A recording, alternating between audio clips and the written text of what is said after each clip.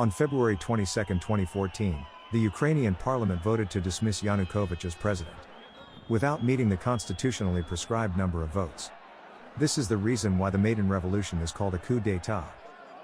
Oleksandr Turchinov, who became acting president of the interim government, is a co-founder of the People's Front Party, headed by Arseniy Yatsenyuk, the acting prime minister. They are conservative in their European integration and pro-US line, with strong anti-Russian and Ukrainian nationalist views. The People's Front Party appointed the Minister of the Interior, the Assistant to the Minister of the Interior, and the Secretary of the National Security and Defense Council. Therefore, the People's Front Party has a military council with the participation of the Ministry of Interior and the commanders of the local units of the National Defense Forces. Oleh Chavnivok, leader of the far-right, nationalist party Svoboda, did not join the cabinet himself, but his party appointed a deputy prime minister, a minister of agriculture, a minister of environment, and a minister of defense.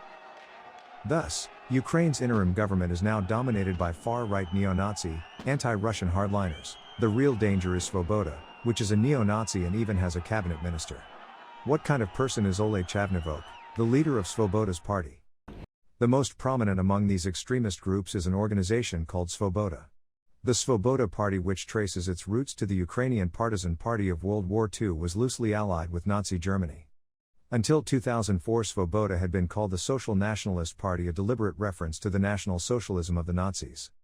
And we're not throwing the term neo-Nazi around here as an empty slur. The leader of Svoboda, Chavnivok, has openly targeted Jews and ethnic Russians in Ukraine for many years. In 2004, he was kicked out of Viktor Yushchenko's government for speech calling for Ukrainians to fight against a quote Muscovite Jewish mafia. And in 2005 he signed his name to an open letter to the leadership of Ukraine entitled Stop the Criminal Activities of Organized Jewry. And none of this was a secret. The BBC was already reporting on the danger that Svoboda's rise posed back in 2012. And the EU passed a resolution that same year condemning Svoboda as quote racist, anti-Semitic and xenophobic, yet somehow the US government thought it was appropriate to back these extremists.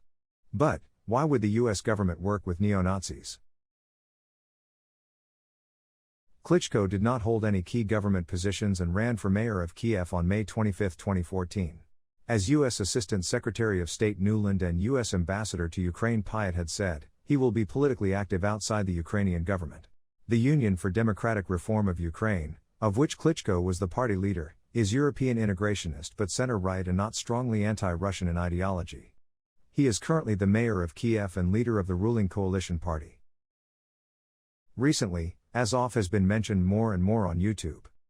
As mentioned in previous videos, Right Sector and Azov are well known as military organizations, but have little influence on the political front. Dmitry Urosy, the founder of the Right Sector, was elected to parliament in 2015, but has since stepped back from the Right Sector. Azov's party, National Corps, has a support rating of only about 0.2%. Azov's founder, Andrei Bielitsky, won the 2014 elections and became a member of parliament, but lost his seat in the 2019 elections. To think in terms of Ukrainian neo-Nazis equals Azov is incorrect in terms of the political influence of neo-Nazis. That could distract from the neo-Nazis who have infiltrated the government. President Putin has never named Azov. He calls Ukrainian neo-Nazis the Bandera faction. During World War II, Bandera, a leader of the Ukrainian National Liberation Movement, collaborated with the Nazis and fought against Soviet troops. Although he was anti-Semitic, he is considered a hero in Ukraine today. Chavnivok, head of the ultranationalist neo-Nazi Svoboda Party, was formerly a doctor. Arseniy Yatsenyuk, a Ukrainian nationalist and anti-Russian, is an economist and lawyer. In other words, there is a brain organization and a strong execution force.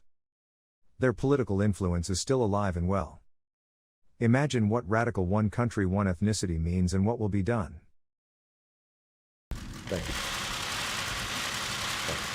Thank you, Mr. President, and we highly appreciate the support that you have given to the Ukrainian people. And my country feels that the United States stands by the Ukrainian people. Mr. President, it's all about the freedom. We fight for our freedom, we fight for our independence, we fight for our sovereignty, and we will never surrender. My country has faced a number of challenges. The military one is a key challenge today. And we urge Russia to stick to its international obligations, to pull back its military into barracks, and to start the dialogue. With no guns, with no military, with no tanks, but with the diplomacy and political tools. On behalf of my government, I would like to reiterate that we are absolutely ready and open for talks with the Russian Federation. We adhere to all international obligations, and we, as the state of Ukraine, will fulfill all bilateral and multilateral international treaties. At this time, Yatsenyuk is talking about Russia and the issue of Crimea. But there were other problems within Ukraine. On February 23, the Ukrainian parliament voted by a large majority to scrap a bill on language policy that would have established the status of Russian, Romanian, and Hungarian as regional languages. The acting president refused to sign a bill to protect the languages of ethnic minorities until it was ready, but there were actual attacks on Russian-speaking residents. The Crimean crisis began on February 27, and on March 1, the Russian Senate approved military intervention and the start of military action aimed at protecting the Russian population from far-right nationalist forces in Ukraine. The interim government created by the Maidan Revolution was not elected. The fact that most of its ministers were from far-right or nationalist parties is no wonder that residents of Russian descent naturally feel insecure and uneasy. Why was Crimea the only autonomous republic in Ukraine in the first place? Crimea once declared its independence from Ukraine in 1992 as the Republic of Crimea. Russia supported this independence movement, but withdrew its support due to conflicts with the Chechen problem. The momentum of Ukraine's nationalist party slowed, and when the Ukrainian constitution was enacted in 1996, the status of the Autonomous Republic of Crimea was recognized. Of course, this is a problem that has existed in Ukraine since before Vladimir Putin took office. On March 11, the Ukrainian Television and Radio Broadcasting Committee ordered all cable operators to stop airing Russian TV programs on Rossiya 1, Channel 1, NTV, Rossiya 24, and others. On that day, the Crimean Parliament and the Sevastopol City Council adopted Crimea's independence. A referendum was to be held on March 16 to determine whether it would remain an autonomous permanent republic of Ukraine or whether it wished to be incorporated into Russia. On March 15, 2014, the Ukrainian Parliament voted to dissolve the Crimean Regional Council, which refused to cancel the referendum. Of the 296 members present, 278 voted in favor of dissolving the Crimean Regional Council. The parliament and the Kiev interim government had previously stated on numerous occasions that they would not recognize the referendum as unconstitutional and illegal. Originally Russian territory since the late 1700s, Crimea was ceded from the Russian Republic to the Republic of Ukraine in 1954 by Khrushchev's decision. Some consider this illegal. For Crimea's Russian residents, the older they get, the stronger their Russian identity becomes. Besides, Russian residents are not recognized as Ukrainians by Ukrainian nationalists. 22 years after the declaration of independence in 1992, Crimea's residents have shown their will. To assume that this referendum is a fake referendum to be annexed by Russia is only a nuisance to Crimean residents who have had their will ignored. The Russian population of southeastern Ukraine also has a long history. In 1778, Crimean Orthodox Christians were forcibly relocated by the then Russian Empire to the area around Mariupol on the northern coast of the Sea of Azov. In the 18th and 19th centuries, ethnic Ukrainian movements flourished. This issue is not a simple one to resolve. Референдум был проведен открыто и честно. И люди в Крыму ясно, убедительно выразили свою волю. Они хотят быть с Россией. Сегодня, основываясь на результатах референдума, который прошел в Крыму, опираясь на волю народа, вношу в Федеральное собрание и прошу рассмотреть конституционный закон о принятии в состав России двух новых субъектов Федерации – Республики Крым и города Севастополь. А также ратифицировать подготовленный для подписания договор о вхождении Республики Крым и города Севастополь в Российскую Федерацию. Не сомневаюсь в вашей поддержке.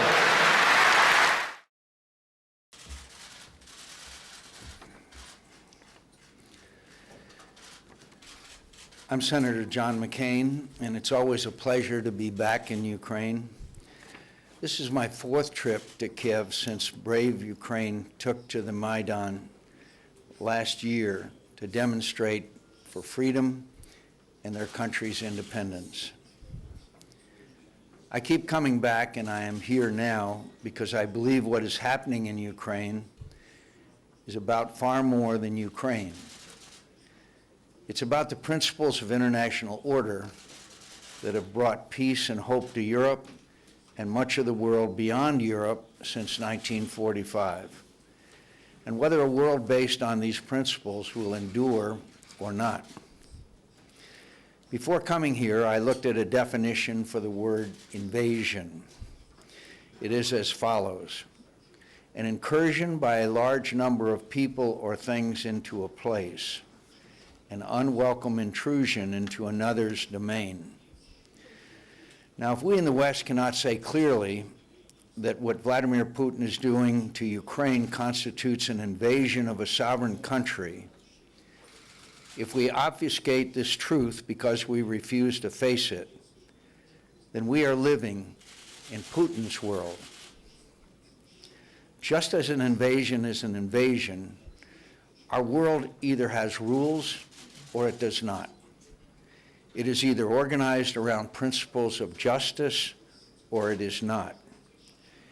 If Putin can invade a sovereign country for no other reason than greed, belligerence, and imperial ambition, what is to stop others from doing so? If that principle does not apply in Ukraine, why should it apply anywhere else? Freedom is indivisible everywhere, or it becomes negotiable everywhere. And yet our principles will count for little if they're not backed by our power and resolve. High-minded rhetoric does not do very well against tanks.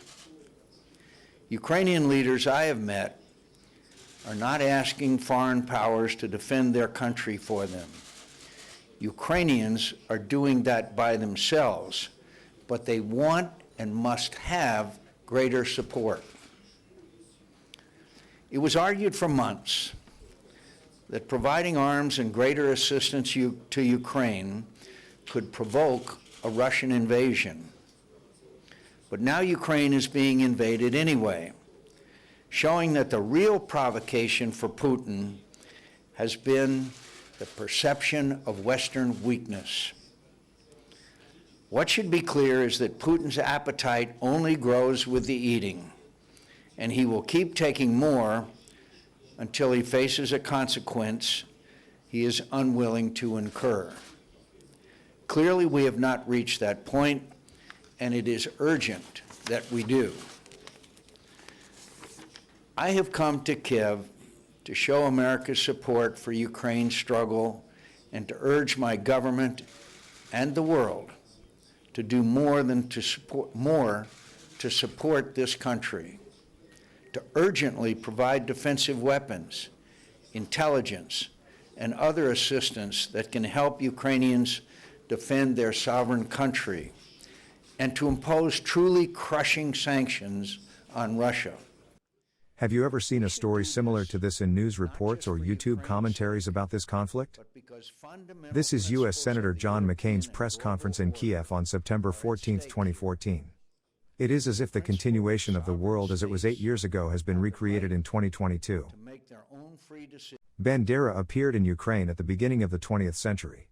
In the 21st century, the Ukraine of today has that Bandera as a national hero. The reason why European countries with long histories cannot be proactive about Ukraine's accession to the EU and NATO is that Ukraine is a country with these problems. Talk about whether Azov, as the military organization is known, controls the government is merely a dodge on the essential. Such talk can be a rather dangerous inducement. After Euromaidan, 8 officials of the Yanukovych government and 8 members of the regional party committed suicide. Newsweek visited the General Prosecutor's office and asked for information about the dead, which they refused to answer, claiming it was a state secret. Newsweek's response was that this was staggering. Later, the prosecutor's office stated that 4 of the dead are being investigated as homicides, and a suspect has been arrested for the murder of the 5th dead, prosecutor Sergei Melnyuk. Ukraine, with its nationalistic ideology, cannot be a democratic country as Americans and Japanese think. The United States provides bipartisan support for it. Why would the US intervene in Ukraine? To drag down President Putin? The media, prominent commentators, and even members of Congress are demonizing President Putin on YouTube. But, this problem will surely remain. Even if Russia is defeated, even if Putin is ousted, even if the country of Russia is destroyed. Who will restrain Ukraine? Can Zelensky change that? Is Zelensky a hero of democracy? Is it true?